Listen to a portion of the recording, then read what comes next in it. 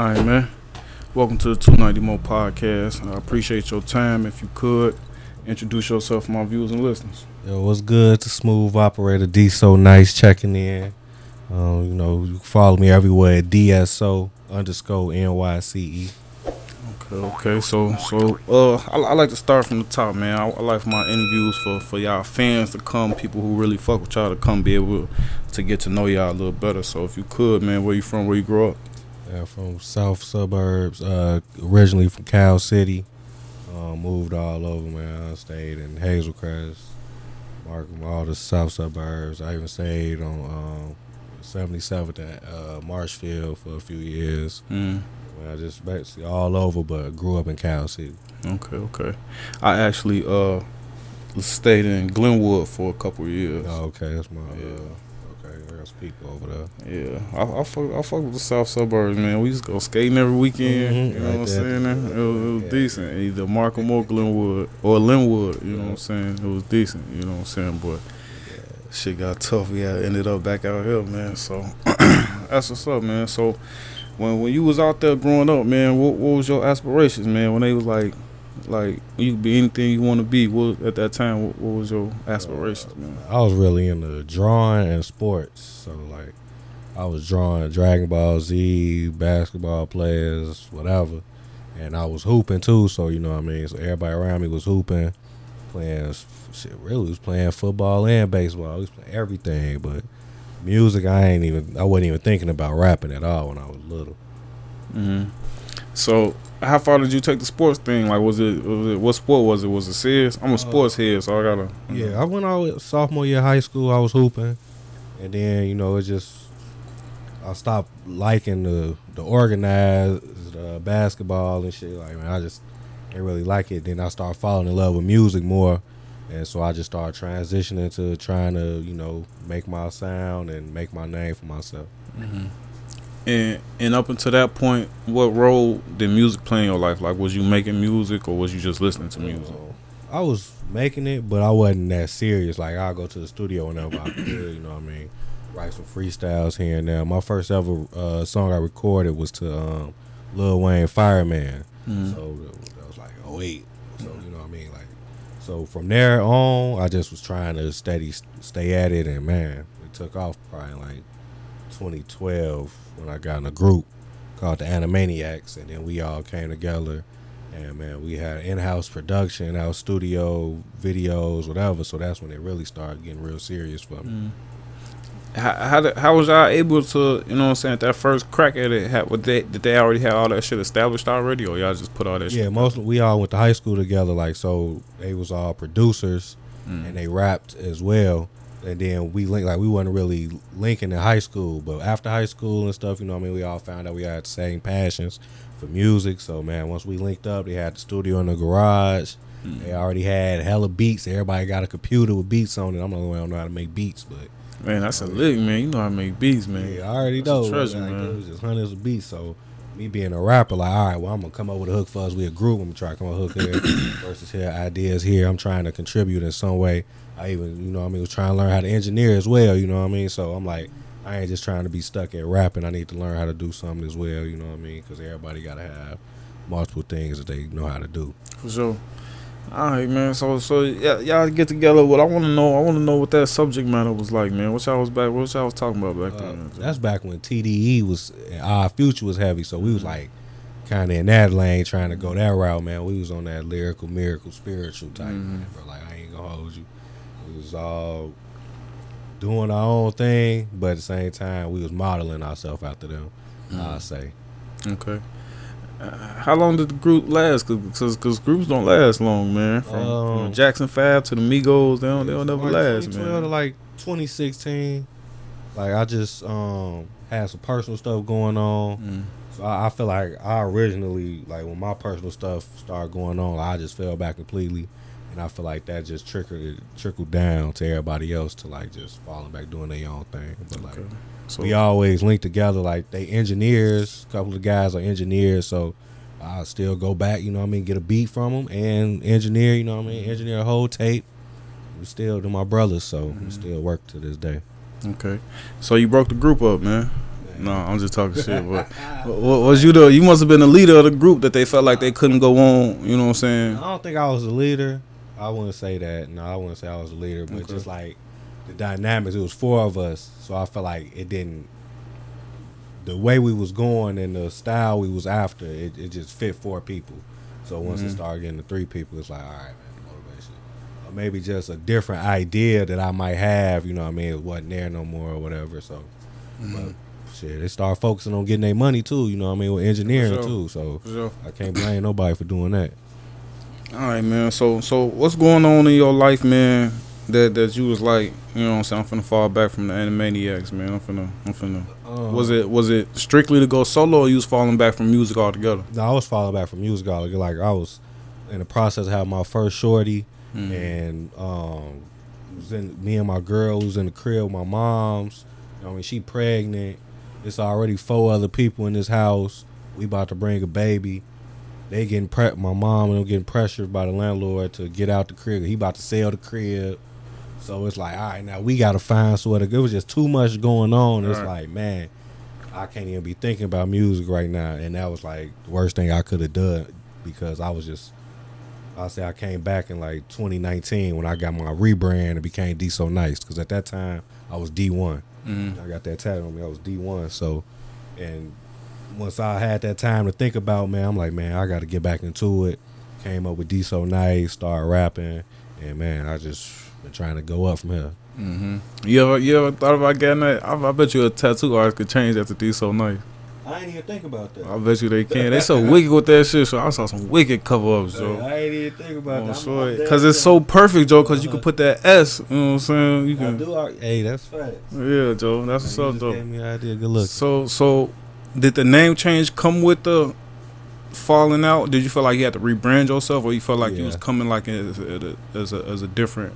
Yeah, I definitely felt like I had to rebrand as a solo artist, because I'm like, I was known in the group or whatever, you know what I mean? I didn't really have my own individuality at all, like beat picking. Like, we was all coming with the ideas together, you know what I mean? So now I got everything is done by myself, you know what I mean? Marketing, promo, recording, writing, finding my beats, you know what I mean? Shows, everything I'm doing by myself. And I felt like the name and finding my sound as well. I didn't have a sound, you know what I mean? I'm trying to do the trap, the ASAP, the R&B. I'm just trying to do everything without a goal with it. Now I'm still gonna do all of that, but now I got my own sound where I'm not gonna get out of pocket with it. Make it sound good no matter what type of beat I'm on, what type of track it is. Okay, that's dope. So you come back and you find your own sound. Why wouldn't you like, or why didn't you be like, you know what I'm saying, I'm gonna bring the group back together, or I'm gonna start, you know what I'm saying, another group? Was it something that happened, or something that you ain't like about working with the group? It's like, I'm just solo moving forward. You got 4 grown men together, you know, it's some might have some ticky tack things here and there, you know what I mean, personal issues. Some things just, you know what I mean, just unfixable. So, you know what I mean, certain shit like that, growing up and maturing. And everybody want, you know what I mean, do their own thing. Like I say, you getting money doing engineering, you know what I mean? One of the homies, my boy Trippy from the crib, shit, LA, you know what I mean? My guy Gift, he Walla Cam, you know what I mean? He's big role over there. So, you know what I mean? Just you getting your money. So I can't blame nobody for doing that. And I want to stay a solo artist. I'd rather connect with other artists, you know what I mean? Become a collective, but just still have our own, you know what I mean? We all solo artists. For sure. And you doing a hell of a job, you know what I'm saying, by yourself, you know what I'm saying, because you definitely put yourself out there, you know what I'm saying, you seen, you know what I'm saying, even when, you know what I'm saying, motherfuckers just on a casual stroll and shit like that, so that's dope, man. So what about from the other side, you know what I'm saying, you a solo artist, what about from the side of, you know what I'm saying, management or labels or just working with some type of group or team? There's a lot of stuff going on. Is that something that you ever considered? Or you still, you know what I'm saying? Yeah, no, most definitely. Like, I at some point I do want to, you know what I mean, have a team behind me and all of that, you know what I mean, right people that I trust, you know what I mean, can connect with on, you know what I mean, I know it's business, but you know what I mean, I gotta trust you as a partner as well, you know what I mean, so I'm not opposed to that. I have been reaching out to a couple people, let them know that I am interested in services here and there.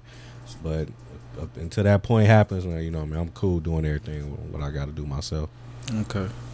And we're gonna get to the music, but still while we talking about, you know what I'm saying, the tropes of a solo artist, man. Cause the one thing I noticed about artists, you know what I'm saying, I could tell when they investing in themselves, you know what I'm saying, even if it's, you know what I'm saying, taking the time to put yourself out there, you could tell. So what I want to know is, you know what I'm saying, how does a solo artist, you know what I'm saying, go about, you specifically, of course, how do you go about promoting yourself, your music, you know what I'm saying, how do you go about getting it out by yourself? Man, just utilizing these social media platforms, man. So many of them. I'm finding different ways to find different people on all of them. Maybe radio, internet radio, maybe some podcasts, maybe, you know what I mean, a show. Man, I'm just utilizing my social media platforms really to the max.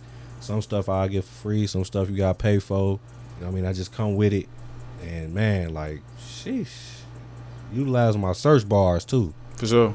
Like, man, whatever you looking for, hit them search bars, man. It'll pop up. A hashtag will pop up. Somebody else that done did it, the same thing you looking for, probably pop up, man. And I reach out. I met a lot of connects at these shows as well. Not even performing in shows as well. You just go out and support somebody else, man. Sure. You know, it's all about supporting network. Okay. What I want to ask you too is, since we kind of talking about shows a little bit.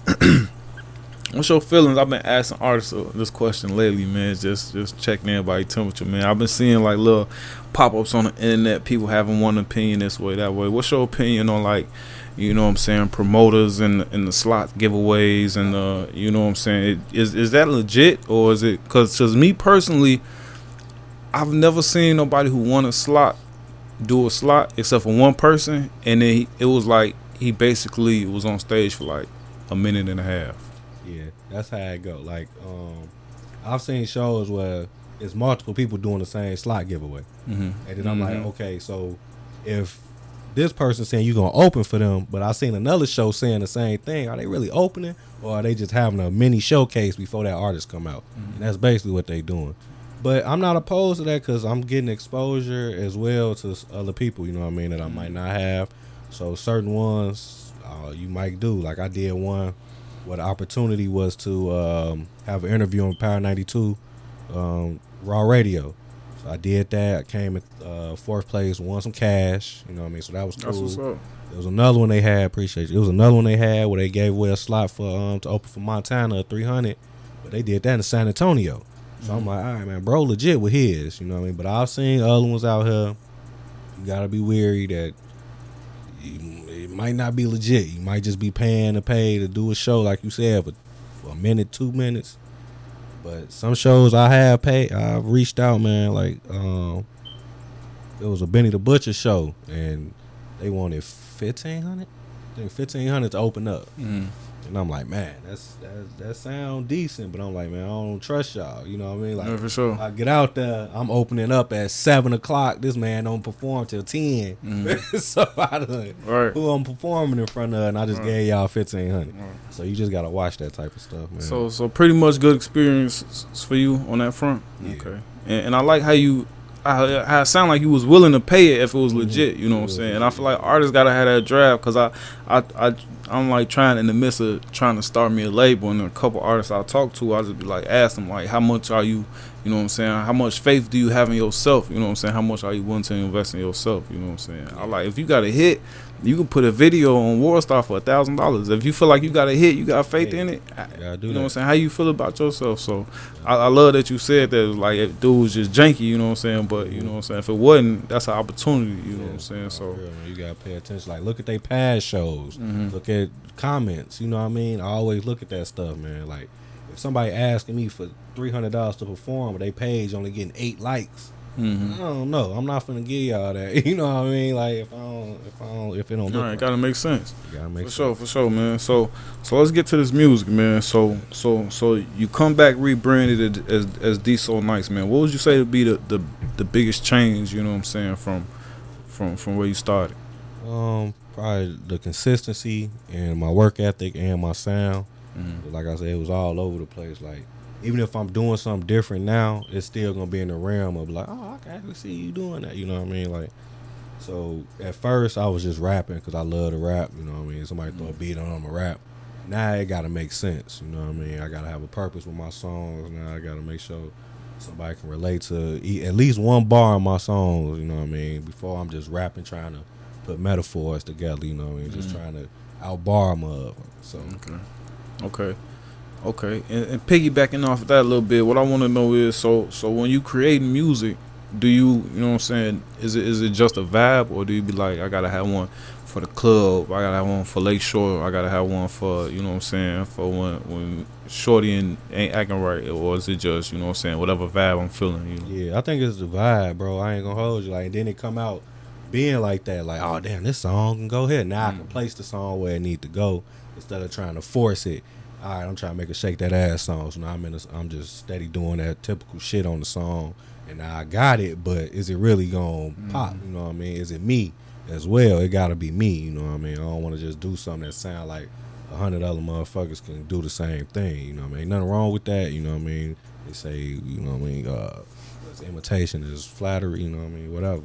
But if I got a song that sound like it got some bounce to it, though, I am gonna try to make it where somebody can dance to it, even if it is still smooth. Like, I like to keep that tempo where it's smooth, but I can still have women in the club dancing to it, people bobbing their head to it, or I'm gonna have some shit that you can wake up to, man, ride to in the morning and just vibe out. Okay, that's definitely dope, man. I think that authenticity, you know what I'm trying to say, man. I think that shit, you know what I'm saying, I feel like I can feel that through music, you know what I'm saying, and that's definitely the type of music I love to listen to. And still talking about your creative process, are you a writer? You know what I'm saying, you come to the studio with a notebook full of raps, you punch it in and out. And you mentioned, you know what I'm saying, you worked with a lot of producers with your first group. Are you still working with them as far as recording? Like, how does that part go? So the first question, so yeah, I got my phone. I don't write down no more. I used to when I was younger, from probably like 12 to 23. Probably I'll just write on books and notebooks and stuff. But then once I started getting smartphones, I'm just keeping them stored in there. Like, I got this phone like 2019. I still got raps in here from 2019. So if something to fit, when I go to the studio, they just playing beats, I'll make it fit or whatever. But if not, I'm just gonna write something new. I feel like the fresh ideas be better anyway than something. Because if it's still sitting in my phone for 2019, it probably wasn't that good for me to use yet. Right. So I'm just going to let it chill.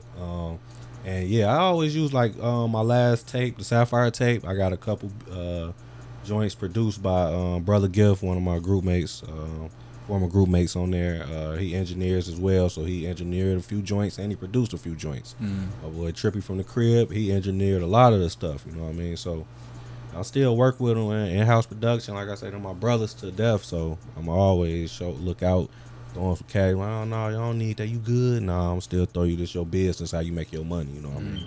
So you just got to show that love back. Okay. Speaking of the business and the money, I want to backtrack just a little bit. I want to know, where did you learn the business side, the distribution side? Because I'm on Instagram posting my stories and I see D So Nyce, you know what I'm saying, in the search bar, in the artist bar. So how did you? A lot of artists, you know what I'm saying, they got it's a learning process. A lot of artists get deep in the game and find out, you know what I'm saying, they ain't been doing it right. So how did you learn, you know what I'm saying, that part of the game? No, definitely just like searching. I ain't gonna lie, shit. Stalk niggas' page, other artists' pages, learn shit. You know what I mean? I'm not telling you steal their music, they flows or nothing, but tactics that they use, you can use that. You know what I mean? Other shows that they've been to, I'll reach out to people that through past shows other artists did, try to get stuff. I'm not scared. Twitter as well. Twitter's it's still popping for artists as far as learning things. I've been learning so much stuff from Twitter and Discord. I gotta learn how to use Discord. You know, I don't know how to learn Discord. I'll find people that's giving advice on music on Twitter that has a Discord. Get their Discord, and then you get in there, and they just giving you the information. You don't really gotta do nothing. They giving you the information. You just gotta go read it. But yeah, definitely from the 3 years of me rebranding, watching other people, and just trying to read up on things, man. But mainly just watching. All right, we get back to the music, man. So you said when you create music, it's just a vibe. You know what I'm saying? So, also when you create music, do you have a target audience in mind? Do you have who do you make music for? See, no, I don't have no target audience because I feel like with the music that's out now, you can't have a target audience because everybody gonna like it. Like, you know, this stuff don't relate to you, but they might love it. You know what I mean? So I'm like, that target audience stuff, man, I can't deal with it. That's why I hate when I reach out to a show and they might be like, oh, I don't think your stuff is for no, I want my stuff to be for them too, because they probably listening to it at home, some other stuff, you know what I mean? They definitely listen to that shit in the car. You know what I mean? So it's like, nah, don't tell me. And that's what made me reach out and try to do other stuff. Like I got some unreleased Afrobeat type stuff, unreleased EDM type stuff. I want my stuff played everywhere. I don't want to reach out to nobody and they be like, well, I don't think this fits you. I don't want to hear that. So when I listen to a beat, bro, it got a vibe with me, and then my personality just gonna come out on it regardless, because if I'm feeling it, then that mean that I'm gonna write something good to it. Okay. If you could describe your style, your genre, if it's not just regular rap and hip hop. So I did one interview, man. We came up with I'm probably gonna be in a neo rap, not neo soul, you know, a neo rap genre type. I'll be like on my Currency type, Big Crit, Wale. I also like to dabble in my Griselda bag. You know what I mean? I love to sample hip hop beats. My next EP, the Ruby tape, is gonna have a lot of those type of joints on it. You know what I mean? My last album I dropped in December, the Sapphire tape, was more of a commercial album type. You know what I mean? But this one was more hip hop mixtape, what I grew up on, G-Unit mixtapes, Dipset mixtapes, the mixtape era type stuff. That's what I'm going for the next project. So man, I just be whatever come to mind that is vibing with me, but still in my lane, which is smooth neo rap. Okay, smooth neo rap, man. So, what do you feel like? You got your own lane when it come to that, or do you feel like, you know what I'm saying, it's an uphill battle? I'd probably say my own way of paving my lane to start right now. You know what I mean? There's a lot of people that's out here that's raw with they wordplay, the visuals, the beat selection, man. It's a lot of good artists in Chicago, you know what I mean? So it's like, it's tough to make your own lane, but I feel like I'm on the path to do that if I keep putting out the projects that I'm putting out. You know what I mean? I can say that once I got 4 or 5 projects out, my lane is built, but I got 2 projects out, so I'm building my lane. But yeah, it's trending that way. So with you having projects and working on upcoming projects, man, do you create music and pick from a bunch of songs, or do you be like, I need 7, I'm gonna get to 7 and then it's a rap? How does that go? Lately it's been, I got a whole bunch of music I'm sitting on, so let me just pick some. But when I've been doing that, it's actually been coming out good. Like everything fit on the Sapphire tape, and I just went over the track list for the Ruby tape that I'm dropping in June, and it all go together. Like, you know what I mean? It wasn't intended to or nothing. I just had to find the right order, and man, once it get mixed and mastered down right, it's one that I think I'm gonna like.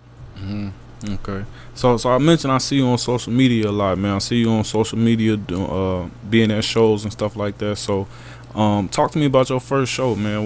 Did any preparation go into that? Was you ready for that? Was you back in the back like Eminem on 8 Mile throwing up and shit, man? What was it? My first show, it was on I think it was on 63rd and Ashland at a bar. You know what I mean? I'm from Cal City, bro. So growing up, my OG didn't. I actually used to stay down the street from there on 63rd and Whipple. You know what bar I'm talking about? Nah, I can't remember the bar name, bro. I used to sleep, take a shower out there, and take my ass back out west, Joe. I'm sure. But yeah, bro. So I don't know shit about the city like that. My OG ain't never let me get the car to come to the city and shit. So once I turned 18 and started being serious, you know what I mean? I'm in the city. You know straight to the trenches. Bro, don't know shit. So me and one of the my neighbor, shout out Daryl, I found out he sing. He used to always stay in the back of me.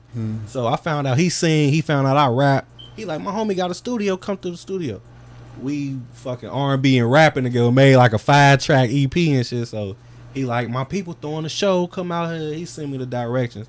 I don't know shit. I'm like, all right, whatever. My first time pulling on Ashland, bro. Down the block, it's like 10 police cars got the block lit up. Caution tape lit up. My dumb ass on a red little neon, 2002 neon, just, all right, whatever. We got the show, park, go to the show, do it.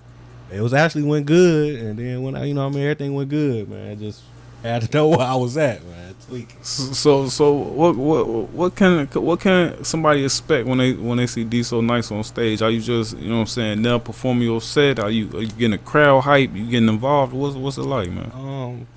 And did it take like preparation to get to that stage, or did you just hit the ground running? Definitely been learning to practice more. Practice your sets, man. Practice your sets. There's nothing wrong with that. Rehearse, because you want to, you damn near doing a sport. Like you out there using a lot of stamina, especially once you get more and more 10-minute sets, 15-minute sets.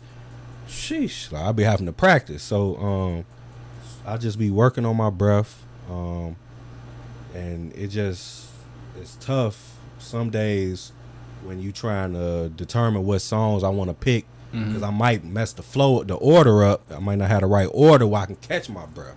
So I know now if I got a song with a long intro for the beat, I'm gonna put that after the song while I'm rapping through the whole damn song, so I can catch my breath, get good, and I'll be better. But I'm learning to involve my fans more when I'm on stage as well, because I'm still learning my stage presence, how I want to go about it. Ain't nothing wrong with learning your fan base as well. And you getting new fans too at the same time. So first impressions of motherfuckers. Starting off, I'll be up there. I'm gonna walk around. I ain't just gonna stand on stage at first. Now I'm gonna get in the crowd. Now I might, if the song about a lady, I'm gonna stare at you, get you involved, make sure you feeling it. You know what I mean? Eventually, I'm gonna get the put your hands in the air. You know what I mean? I'm gonna keep going with all of that. It's never gonna stop evolving with the stage presence. Where you can just keep getting better. Okay. So let me ask you this, man. Another conversation that I've been seeing recently on Facebook, man, is about like gatekeeping. You know what I'm saying? I know you said you from South Suburbs, but the music scene, in Illinois is still pretty, small. You know what I'm saying? So the argument I've been hearing, is Chicago, got a lot of people claiming they legends and they gatekeeping, and and some people say that they ain't legends, and they overtaxing to be on shows with them and to do features with them. What's your opinion on that? Well, the few artists, shout out Sasha Go Hard, shout out King Louis, they show love. I got features with them. They show love. They legends for real though. You know what I mean? They show love. You know what I mean? Like I did a show with Sasha, so I had to pay for the show, but it came with a feature. Nobody doing that. You know what I mean? You let you perform and do the show, and I got to perform with her. You know what I mean? Then Louis showed love on the price. It just depends on how you approach them. You know what I mean? Like you come to somebody expecting a handout, you ain't gonna get that. But if you being serious, and they gonna look at your page to see if you serious. You know what I mean? Don't think they just responding back. They gonna look at your page like, and then you know what I mean? Because you just think they gonna take your bread. Yeah, most people will take your bread, but nah, they giving out real opportunities out here. But some people are gatekeeping. Like some people think they got more of an influence than what you got, than what they have. Like it's like you gotta know me to get to where you want to go. And it's like, bro, I ain't seen you at none of the shows. I done been there, and I done got as far as I've gotten without knowing you and using you as a platform to get to where you think I need you. So it just depends on who you know and how you moving too, man. So there's a lot of people that done made it without being gatekeeped. So you gotta look at it that way too. Okay. Still talking about the hip hop landscape, man. How do you feel you navigate through it, man? Are you pretty much to yourself? Are you working with a lot of other artists? Are you reaching out to other artists? Are you just, somebody reach out to you working? What's that like? So my first 2 EPs, mainly me. I probably had 2 features out of 20 songs. The Ruby tape that's dropped next month, man. I'm in June. I got 7 tracks from there. 5 of them got features on it. So I'm working more and more with more artists. I want to establish people getting used to hearing me by myself, you know what I mean, first before I start throwing everybody on my stuff. It's like, yeah, them you know what I mean, you want to connect and network and stuff, but y'all don't even know me. I ought to introduce y'all to a whole bunch of other people. Y'all don't even know me yet. So now that you know me, I'm gonna introduce you to my homies that's helping me introduce you to me even more, and you go check them out as well. You know what I mean? And hopefully they fans check me out too. You know what I mean? So it's a mutual thing. You get my fans, I get your fans. We can mix. Okay. Great. Still talking on, and I'm glad you brought up the fans, man. Talk to me about your support system, man, because a lot of things, even what I do, you know what I'm saying, and I kind of learned to look at it a different way, you know what I'm saying. People show support differently, you know what I'm saying. Like, I don't be expecting, you know what I'm saying, some gangsters to be, you know what I'm saying, sharing, you know what I'm saying, podcasts and shit, you know what I'm saying. But when you share a TikTok video and you don't show my shit, now I'm looking at you, you know what I'm saying, a little sideways. So, do you do as an artist that's working, man, and especially the type of work you put in, you eventually gonna elevate to major levels, man. So, do you pay attention to the people who showing love, you know what I'm saying, around you, or? Definitely. Like, I'm at the point now where, like, when you got people that engage with you all the time, like, I'll personally reach out to them to invite them somewhere, you know what I mean, instead of the normal, hey, everybody come here, you know what I mean. I'll personally, hey, I really appreciate if you really come to my show, you know what I mean. So you just want to establish that, and then if they fuck with you, they'll bring two of their friends with them. And I had that happen before, you know what I mean. So you gonna have them times, like I had times where I had a show and a couple people ain't show up that said they was. You'll feel salty in a moment, but once you get off the stage and you get the love and you see the support that you already getting, you'll be all right. You know what I mean? You feel some type of way. But people got lives too. Just because you got a show on a Tuesday at 9 o'clock don't mean the guys can pull up sometimes. Some people got work the next day, you know what I mean? I got work the next day. So you know, I'm gonna do this show and get up out of here. But yeah, sometimes when I first started, I definitely would man, I ain't posting my stuff. They'll post their stuff, that type of thing. That's just gonna bring you down, man. Just cause you to be even more depressed, and just you don't need that on you. Okay. What about when you do blow? You know what I'm saying? When you do elevate, is you gonna be like, you know what I'm saying? You can't get on the bus, Joe. Or is it gonna be like, man, it's all love, man. Fuck that shit, man.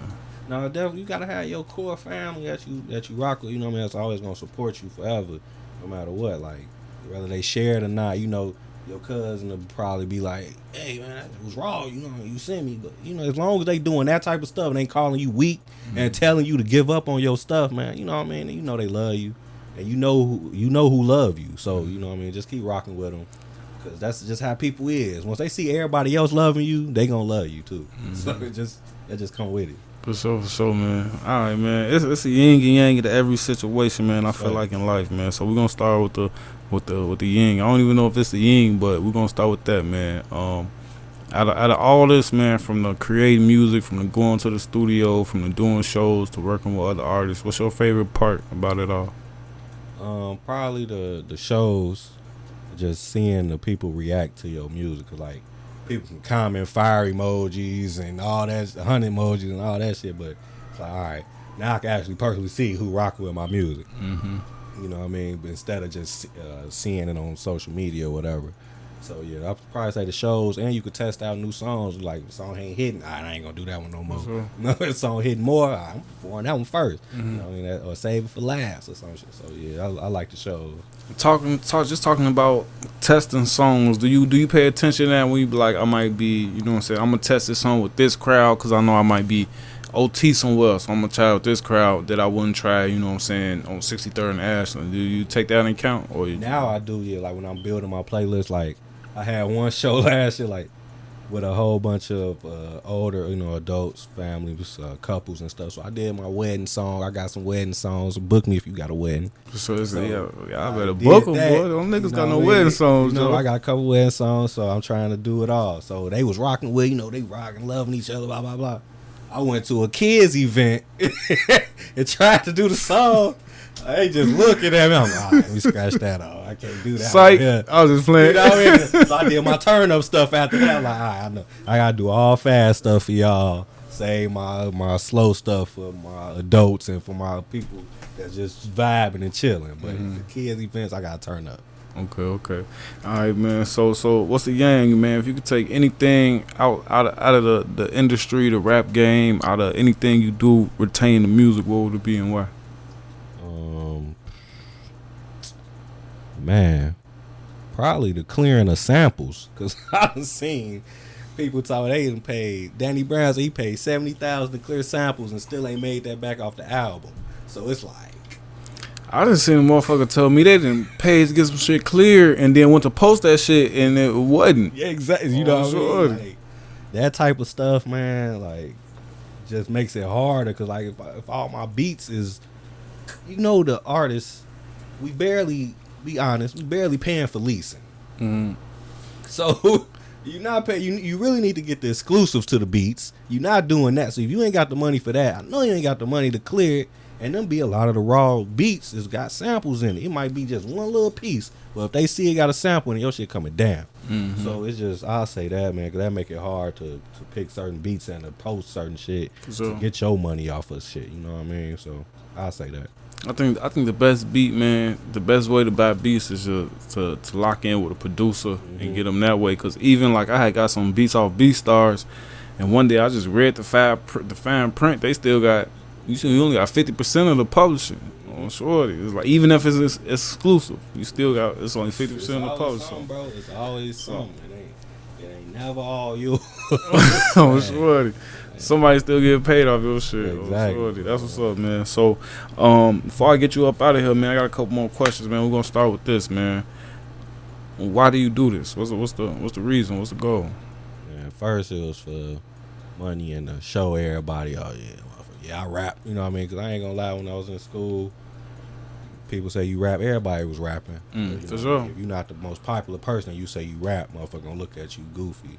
You know what I mean? So now it's at the point where it's like, yeah, I'm doing it, and I'm still doing it, and it's good, you know what I mean, because I'm getting positive support from people that I don't even know.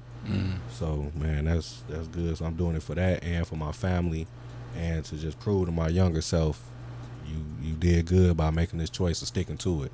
Because I had, when I was young, I said, man, if I ain't made it by 24, man, I might off myself. You know, that type of shit. Because I was like, man, I just love music so much. Like, I got to make it by this certain point. You know what I mean? It's like, you can't do that, man. You going to make it whenever God tell you going to make it, man. So, got to put that work in, man. It's real. All right, man. So just talk to the people about what you got going on right now, man. If they look up D So Nyce, man, what they going to find? They going to find the Sapphire tape everywhere. They going to find the Ricky Ricardo video, my number 2 video. They're going to find some promo for the Ruby tape. So I dropped the Sapphire tape. I did that. Now we on Ruby. So, man, get ready for that in June, sometime mid-June. Some stuff to ride around for the summer. Go to the beach, man. So that's what we got for them. All right, man. I gotta ask you, man, because I fuck with the video games and shit. It may not even be related, because it's related. It's related. Okay. So Pokemon. Yeah. Okay, cool. Yeah. I asked some of my homie. It's another artist. He go by Wordplay One, Antonio That's One. my boy. Oh yeah, he dope. I fuck with him, shorty. I fuck with him. Dope ass artist, my though. boy. We got a show. We got a show next Friday at 35th Street. Shout out my boy Hef Banks. Oh yeah, I'm sure they cool too. So we got a show. It's they signed Hef and his group Flavor Gang. They getting signed, so they having a concert. Oh yeah, 35th Studios. So. Oh yeah, that's what's up, man. I gotta definitely talk to him now. So that just threw off my whole question. That's related to Pokemon, man. Oh yeah. That's what I say. Cause I asked one. I'm thinking this Star Wars. I'm thinking it's like Obi-Wan. So like that shit from Star Wars. He's like, nah. I'm like, oh, all right. Yeah, that's facts, bro. I tried. What happened? Hey, the whole time for my Sapphire tape, I had a guy make me the Pokemon stuff. He pixelated and everything. He had it for me. He's from the Netherlands. Mm-hmm. He flaked on me. I told him when I was dropping and everything. You know what I mean? He showed me all the stuff, bro. Ain't never respond when I dropped. That was just wasted promo I had for that, bro. I ain't gonna lie. I was kind of sick after that. Gotta. I don't know where you get your shit from now, but Fiverr.com. That shit a cheat code for the cover art. I'm already knowing. A cheat code. So you telling people anything you want over in Pakistan, putting that shit together. I'm already knowing, man. What's up? Yeah, man. There's a lot of cheat codes out here, man. So before you get up out of here, man, let the people know, man, what you got coming up, man, what they can expect, all that good stuff, where they can find you, where they can work with you. You know what I'm saying? So next Friday, what's that? May 19th. We got the show in 35th Production Studios. The Ruby tape coming in June. Sapphire tape gonna always be out. Waiting to Inhale. I'm working on Waiting to Inhale 2. it was gonna be a combination of the Ruby tape, but I'm gonna just make that his own tape. And man, I'm just working on more shows for the summer, man. More shows, more videos, more photos, more interviews. Just don't want the people to stop seeing me out here. For sure. Because if I ain't mistaken, you was in Wisconsin, wasn't you? Yeah. Wisconsin, you I don't was in Kenosha. you don't get no fuck about, you know what I'm saying? You still out in the south suburbs? Yeah. And you just be like, fuck it. You know Yeah, bro. Like at this point, I gotta travel. Like I was supposed to go to Nashville in December, but it was too close. Like I couldn't make the trip. Mm-hmm. I'm like, man, but I had reached out to some guy. I'm trying to do more out of state. In December, you know what I mean? So fucking cold. I don't count Indiana as out of state, even though I've performed in Indiana a few times. I'm cool on the Indiana ones, Wisconsin out of state, so that was my first out of state show. Yeah, that's what I'm saying, because it'd be hella shows in Indiana. So yeah, they be rocking that bitch out, man. But appreciate you for coming through, man. Yeah, definitely gonna tune in some more with the music, man. You definitely working. I love to see that shit, man. Cause appreciate you, bro. I got the interview, man. So when that shit blow up, motherfucker gonna be trying to look for that shit. They gonna find me. So appreciate you coming through, man. Thanks, bro. Appreciate you for having me. So, man, a minute, gang.